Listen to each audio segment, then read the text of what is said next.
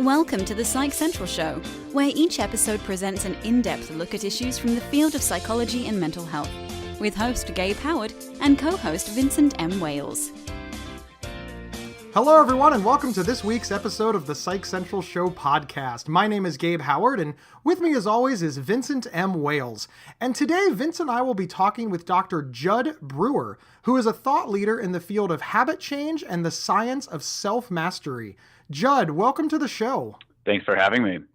Oh, it's our pleasure. Now, my first question is, when you say the science of self-mastery, can you kind of explain that a little? Because it's not a common phrase I think our listeners are familiar with.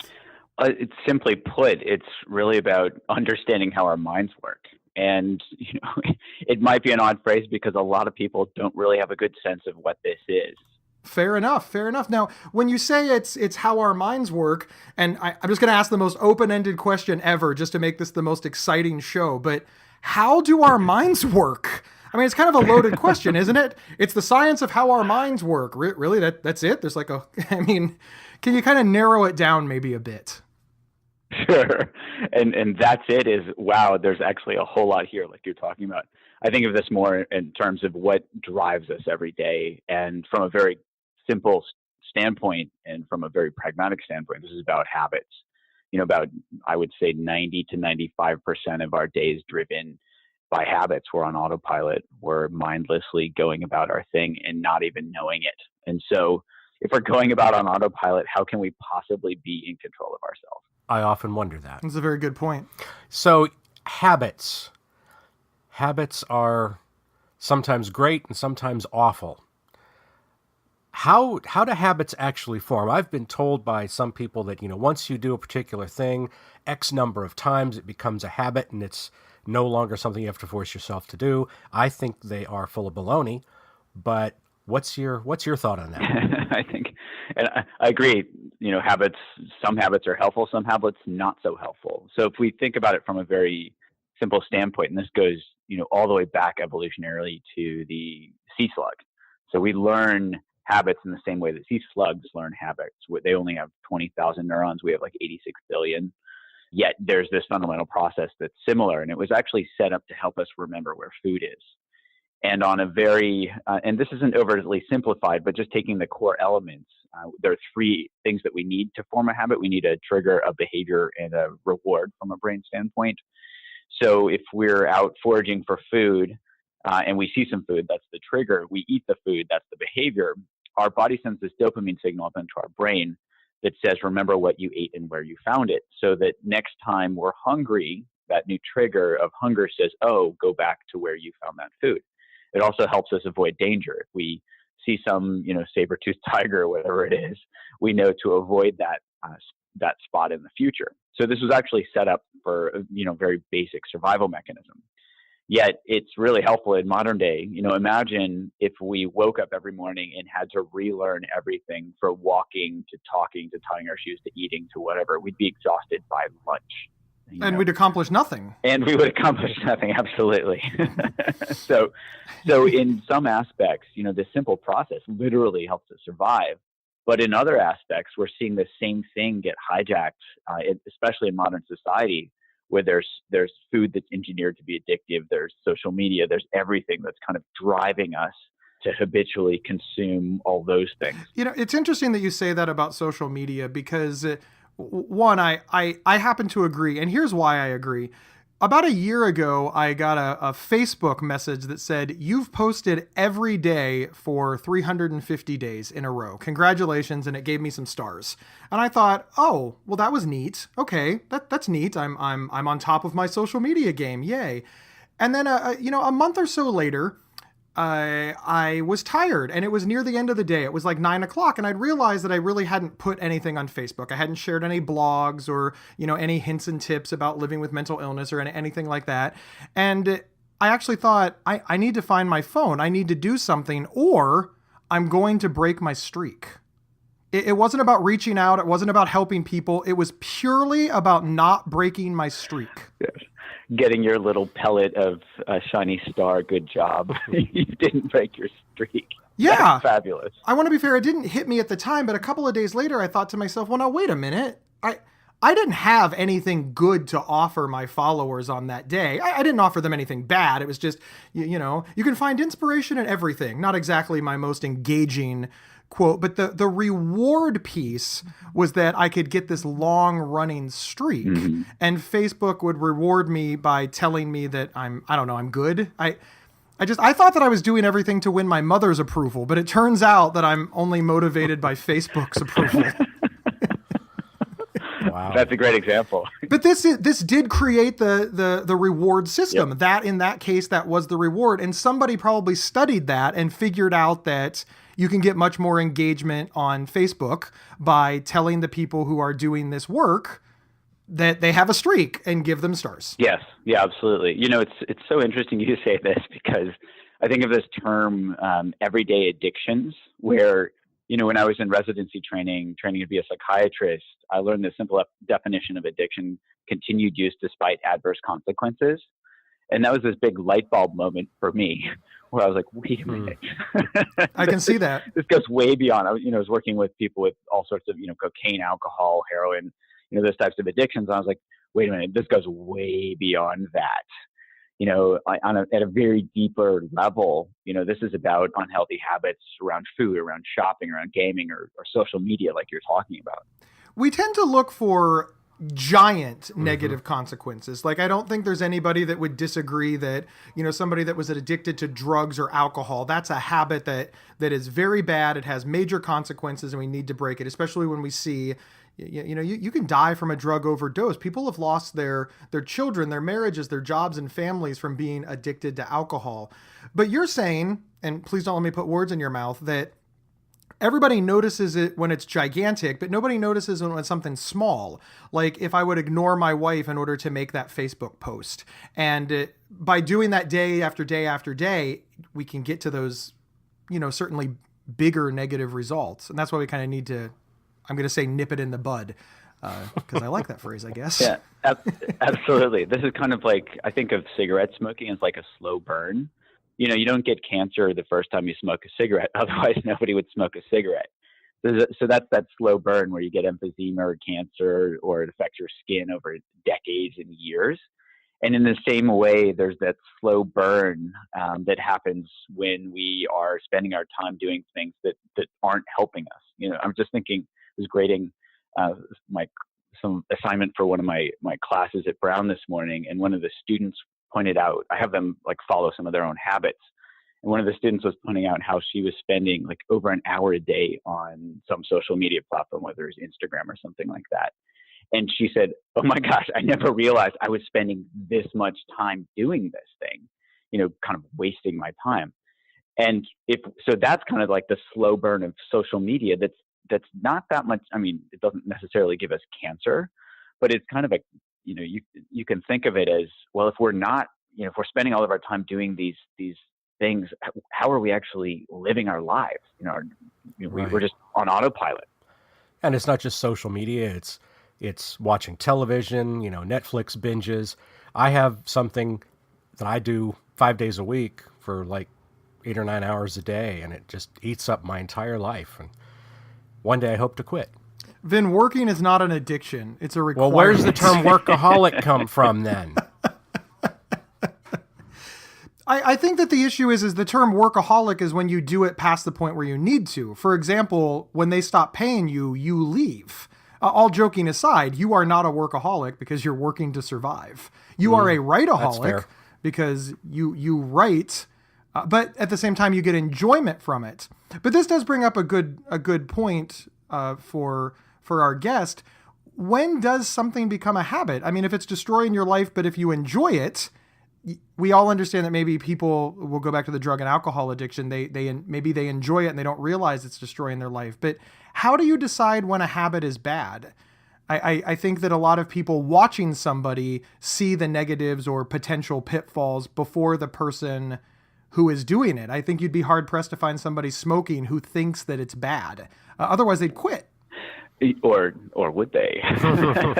You are correct. Am I oversimplifying? Can you sort of speak to that a little bit? Yeah, this makes a lot of sense. And I've been working with people trying to quit smoking for over a decade now. And almost all of them come to me wanting to quit, but not being able to. I'm thinking of a guy who'd been smoking 40 years, but, about a pack of cigarettes a day. And if you add all that repetition up in terms of that habit loop, he'd been repeating that thing about, 300,000 times.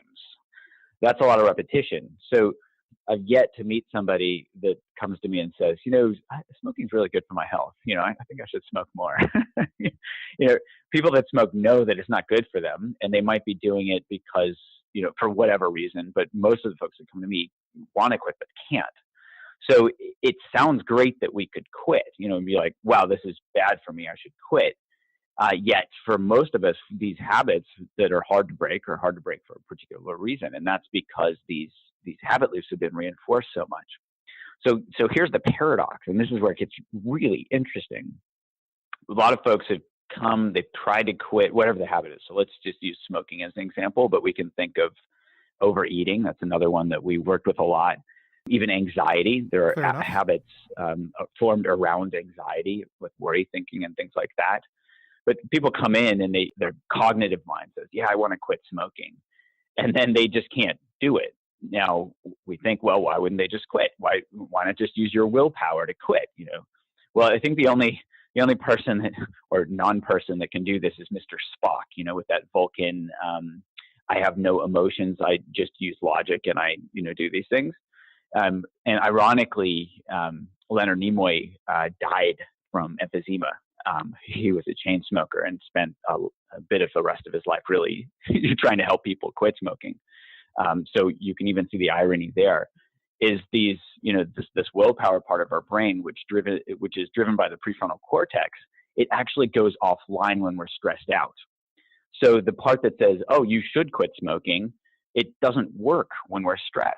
And that was something that I got really interested in as part of my research is, well, okay, if this willpower thing doesn't work so well, and this is how poorly it works. So people who try to quit smoking, when they quit, the likelihood that they're going to stay quit a year later is 5%, and the whole yo-yo dieting thing, a lot of people that, or I would say majority of people that lose weight actually regain that weight or even then some because their willpower gives out. Yeah, absolutely. So I've really tried to understand, what that process is and how we can actually hack the process. And that's what, that's what my lab has studied. So for example, we found that you can actually bring awareness in to that process, and awareness itself helps hack the reward-based learning system.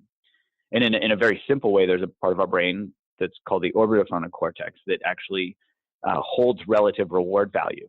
And so if habitually we're smoking because it holds some certain reward value, but we're not paying attention to that. Later we come in and we say, okay, just pay attention when you smoke. I've had this is the first thing we start with is pay attention when you smoke, and then realize, oh, this stuff actually tastes like crap. I've never had a patient come in and say, when we do that exercise and say, wow, I never realized how good cigarettes taste. That's why they're menthol and they flavor them because it actually tastes pretty crappy. And that actually decreases that reward value in the brain. So we're less excited to smoke in the future. And this is where in one study, we got 5 times the quit rates of gold standard treatment when we used mindfulness practice, which is really, bringing awareness to what's happening in and help people, use that to quit smoking. Another example was that we help people pay attention when they're eating and bring awareness to that and see, what's it like when I overeat? Oh, it doesn't actually feel that good. And we got another study. This is actually with app-based mindfulness training. With a simple app, we got 40% reduction in craving-related eating. And so you can start to see if we really understand the process, if we can understand how this reward-based learning works, that it's driven by rewards, not the actual behavior. If we focus in on the reward, bring awareness to that, our brain says, oh, wait a minute. Actually, I'm not that excited to do that anymore with pretty significant results. That's incredible. There are so many things like that, the realization that cigarettes don't taste good or how much time we're spending on social media. I have a very good friend who was a smoker for years and years and years. And one day she realized just how much money she and her husband were spending on cigarettes and quit cold turkey. And I'm happy to say has been quit ever since. Yeah. That's how I dropped my coffee habit. Sincerely, there's not even a joke there. I realized that I was spending anywhere from $12 to $20 a day on coffee. It would just become a habit. I wanted it in the morning before work. I would go at lunch. I would go on breaks. I would go after work. And, at $4, $5, $6 a pop, tips, etc., it just started adding up. Yeah.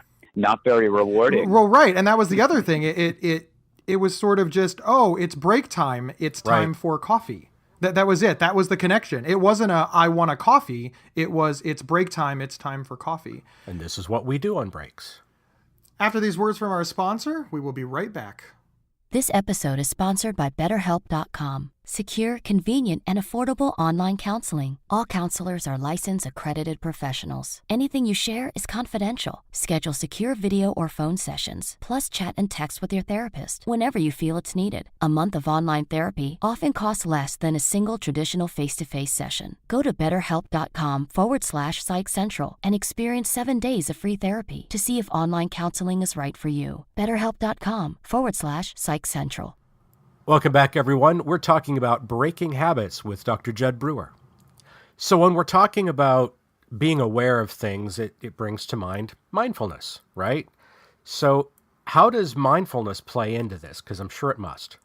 Yes, and there are a lot of different definitions of mindfulness out there. So I like really focusing in on, how it works with these mechanisms. So I think of mindfulness as two components. There's this awareness, so we're paying attention to what's happening, but we're also not we're not judging it. We're just being really curious.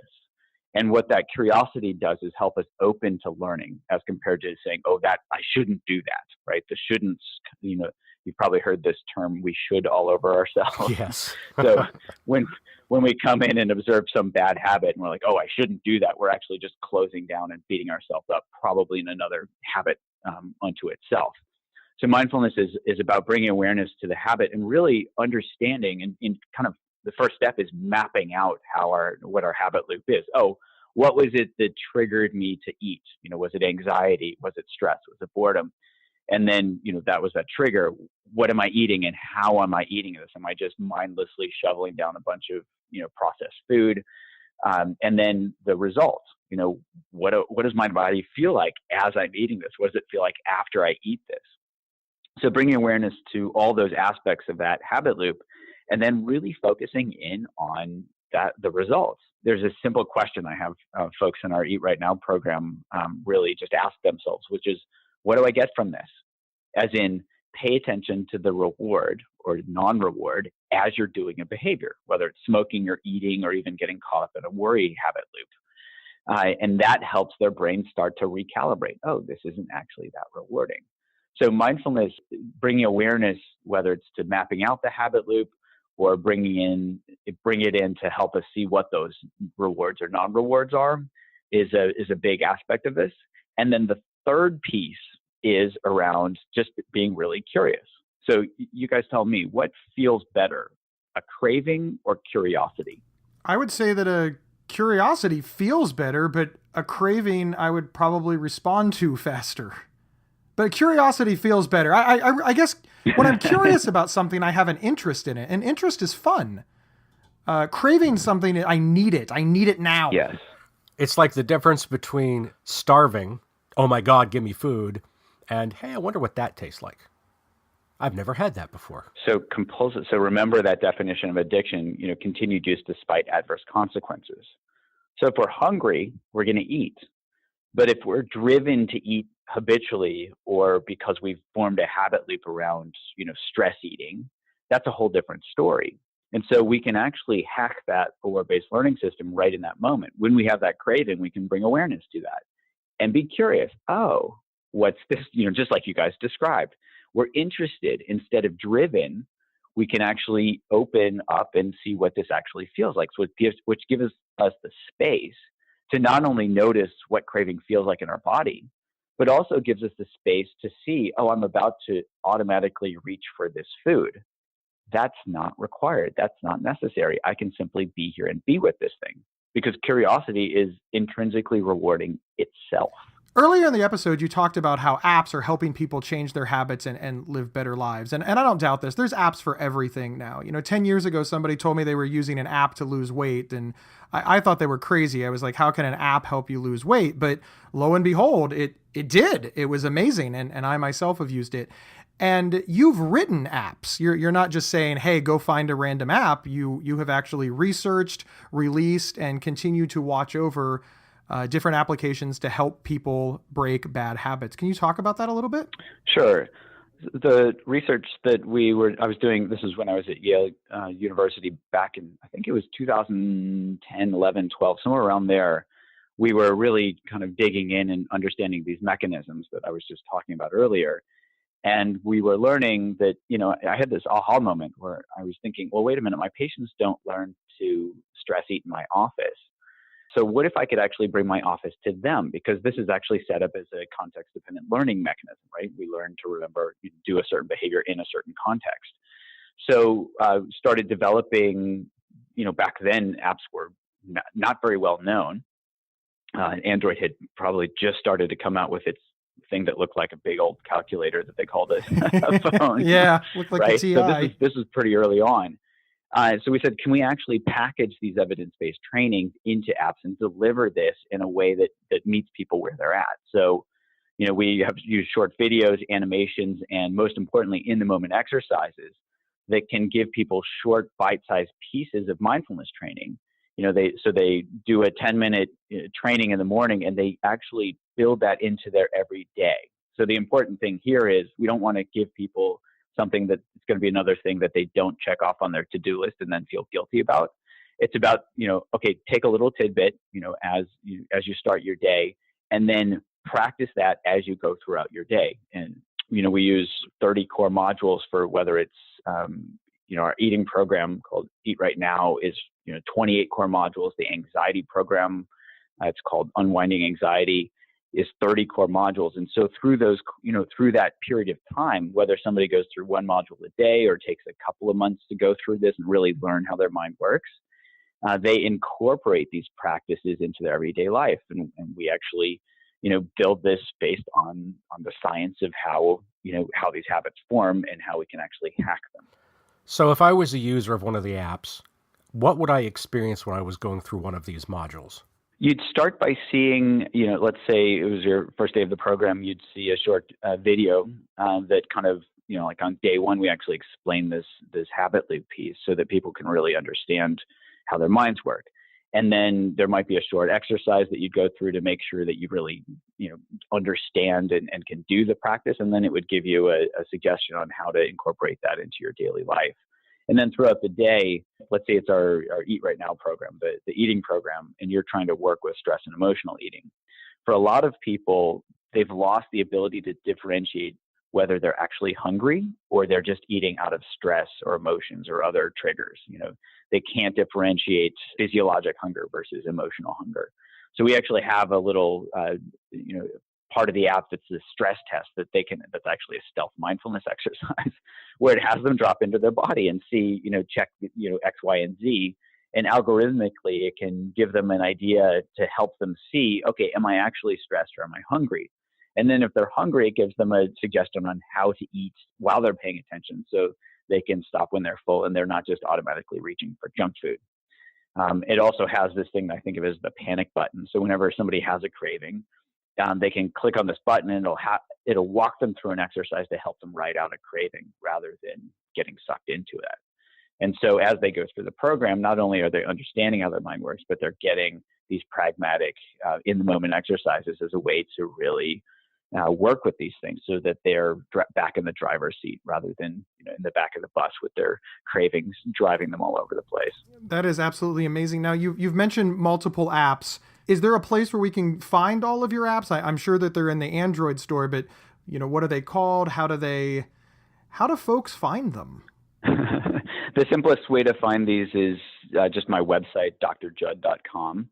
But the smoking program is called Craving to Quit.